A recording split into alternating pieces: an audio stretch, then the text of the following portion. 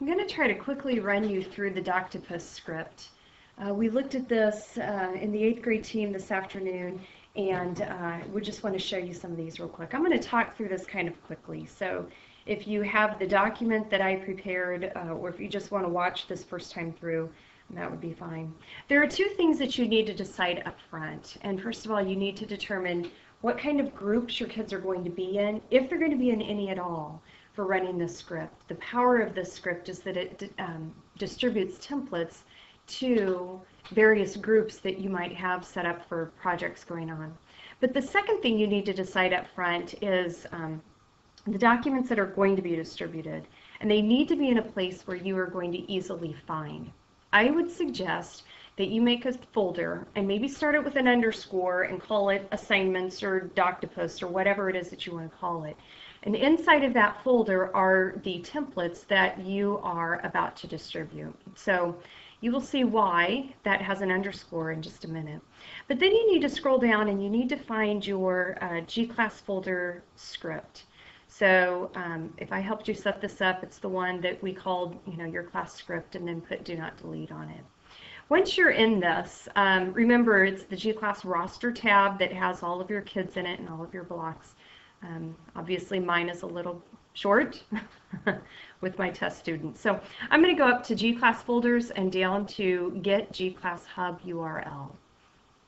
And this is going to run a script, and what it does is it is going to generate a custom link to a spreadsheet that we're going to use for this one assignment only. But once you're at this point, just select which class period you want to apply this script to, and then launch the button for Doctopus. The window that opens here just is another double check to make sure you have the right class with the right group of kids, and then you want to name the spreadsheet.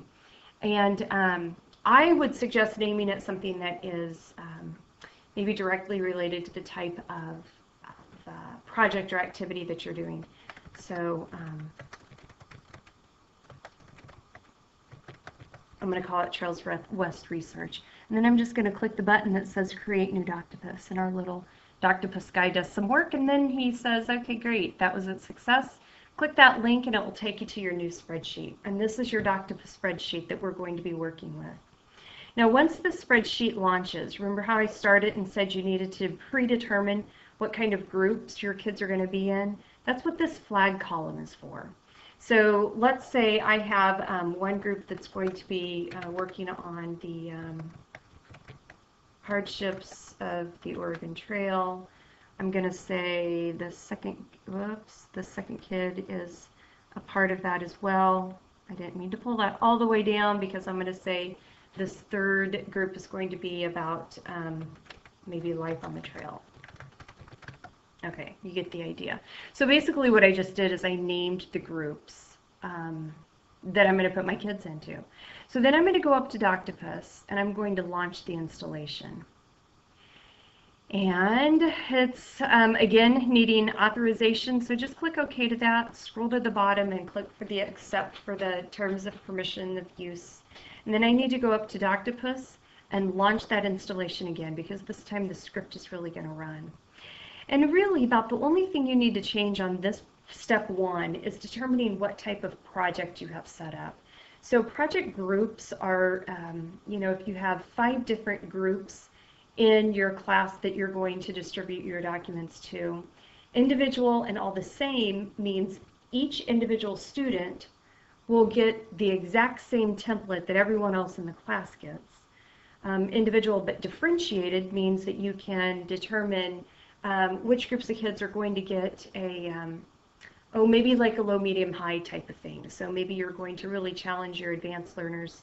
You're going to give most everyone the regular template or document, and then maybe for your learners that are that get resource help, the resource teacher will help you with that, or something like that. So I'm just going to select project groups. Notice this button that editors cannot change sharing permissions. That's real important if you don't want your kids to be adding editors. Keep that box checked. So, and you can look through the rest of these. For the most part, I think unless you start messing around with your spreadsheet, all the rest of these are going to stay the same. The Save Settings button got about halfway cut off, but it's still there, so go ahead and click it and save your work. And then step 2 says, all right, which documents do you want to distribute?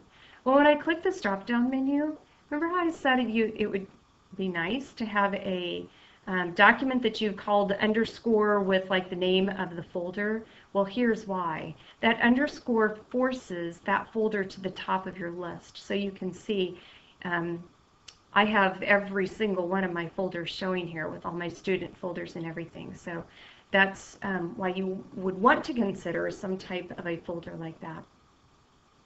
So then it lists my groups, and you can see I have my 2 groups listed here, and I just go into, it's looking in this assignment folder for the templates that I have already developed. So now I just determined what template I want to give to which group, and then I save those settings. The script runs again, and step 3 says, okay, well now let's choose a destination folder for this. So this is for your destination and your copies of the files. And I would suggest that you rename, you build a new folder. So I think we called this Trails West. So I am going to create a folder that I name.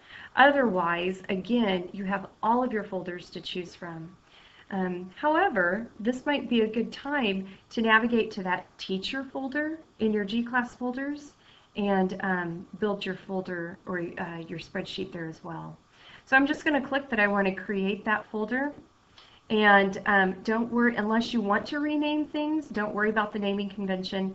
And then also, note there is an option to email your students if you want to email that you've shared this document. I'm going to skip that for now, so I'm just going to save those settings, and now it goes to step 4.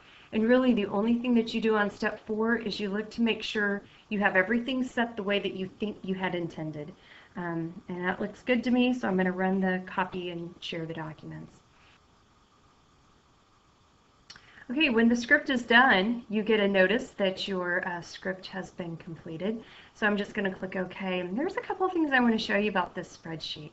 I think it's what makes the power of this particular script. And that is, from the spreadsheet, notice I can go directly to the document that each group is working on. So now I very easily can pull it up without looking through the assignment folder and trying to find that particular folder for that group of kids or whatever. So obviously I didn't have much on my document to start out with, but you kind of get the point. And so at this point you can start to give your comments back to the kids and whatever.